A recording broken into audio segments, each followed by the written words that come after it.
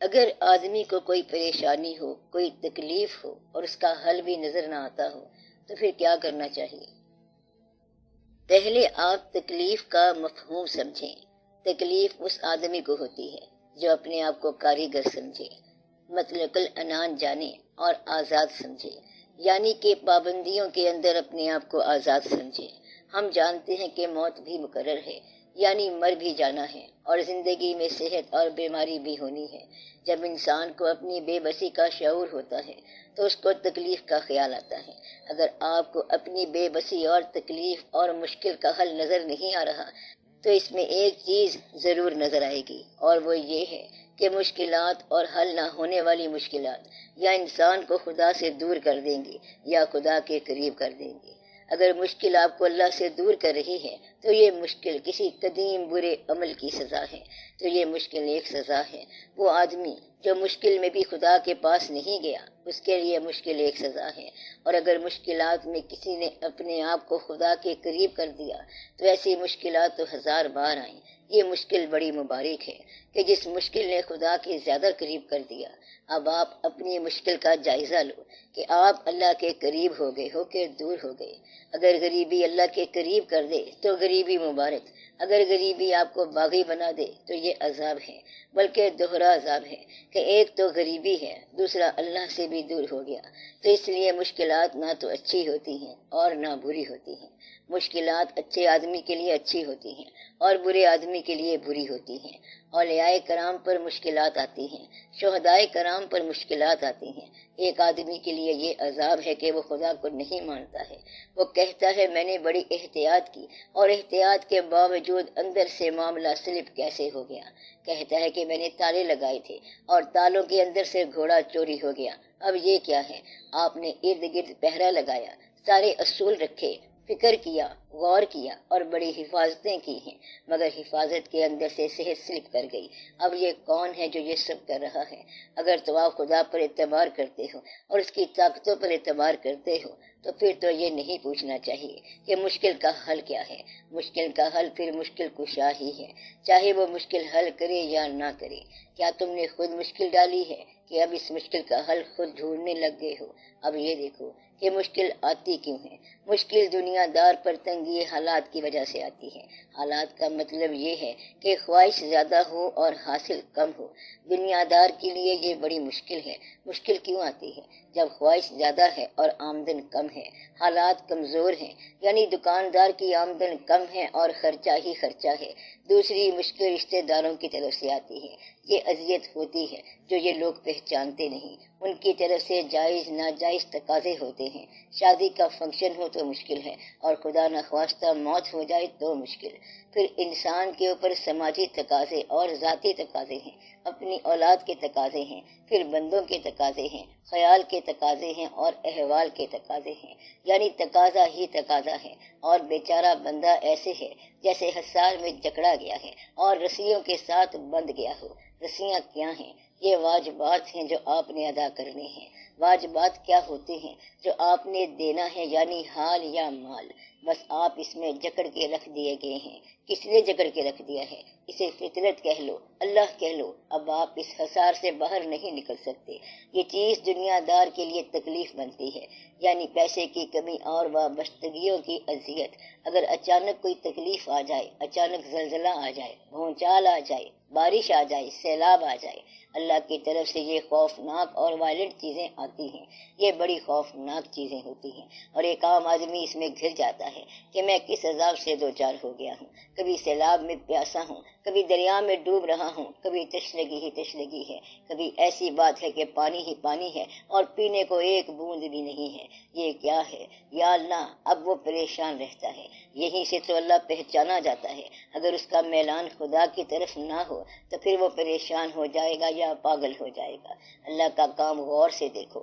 اللہ بہشت بناتا رہتا ہے اور جنت کے دروازے کھول کے بیٹھا ہوا ہے اور بتاتا ہے کہ یہ بہشت کے راستے ہیں اور یہ بہشت کی خوبیاں ہیں۔ آپ یہاں بہشت میں آ سکتے ہو اور ایسا ہو سکتا ہے، لیکن بہشت کے ساتھ دوزخ کا دروازہ بھی کھلا ہے۔ وہ جانتا ہے کہ لوگوں نے بیان کے باوجود بہشت کو نہیں ماننا۔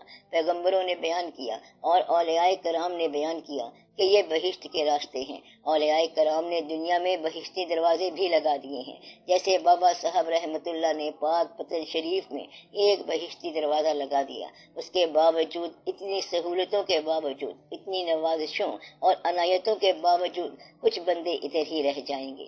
آپ یہاں جتنا مرضی بیان کرو، جہاں جو مرضی بیان کر لو، چاہے جتنا الصلاۃ خیر من النوم کہتے جاؤ، لیکن صاحب نوم اپنی نوم یعنی نیند میں ہی رہے گا۔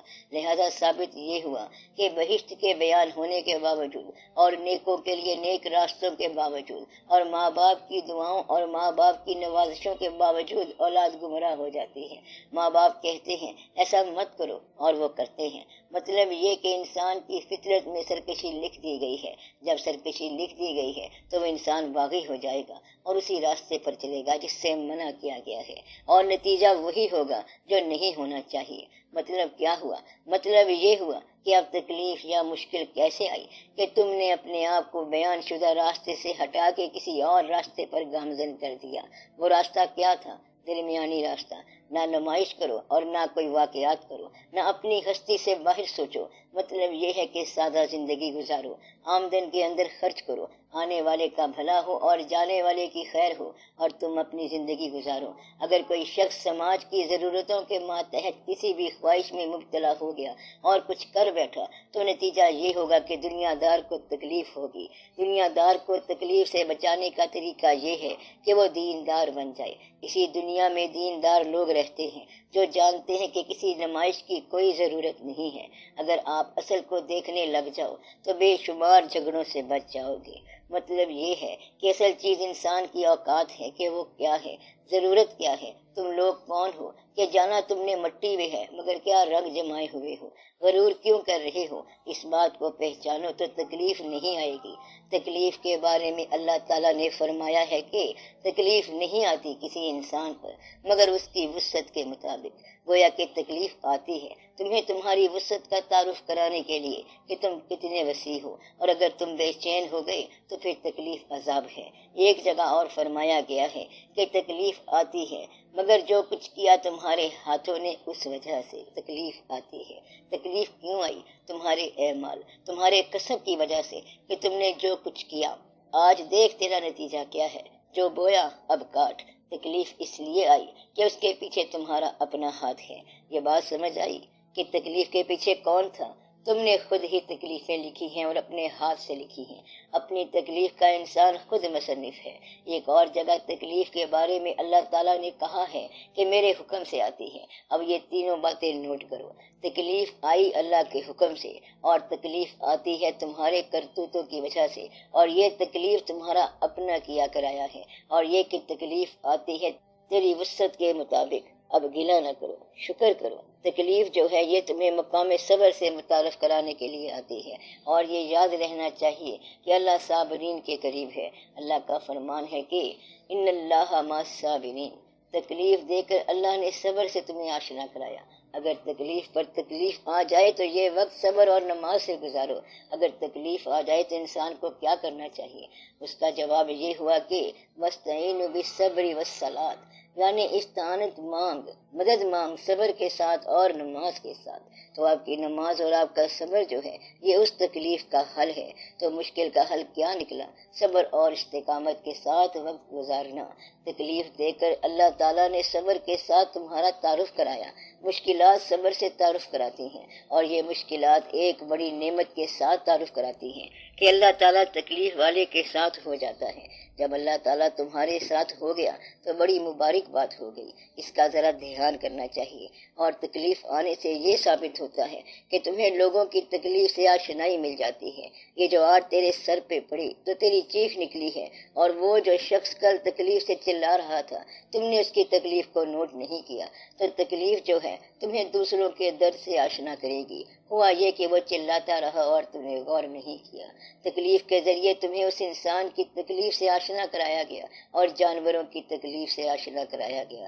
یہ تکلیف اس لیے آتی ہے اس لیے آتی ہے تمہیں آشنا کرانے کے لیے، تمہیں تم سے آشنا کرانا، تمہیں تمہارے رب سے آشنا کرانا، اور تکلیف تمہیں اپنے محسن کے ساتھ آشنا کراتی ہے کہ کون ہے جو تکلیف میں تمہارا ساتھ دیتا ہے، وہی تمہارا محسن ہے۔ اس دنیا میں جہاں غیر ہی غیر ہیں، کوئی اکا دکا محسن مل جائے گا، اور جس نے محسن کی آشنائی کر لی تو یہ بڑی بات ہے۔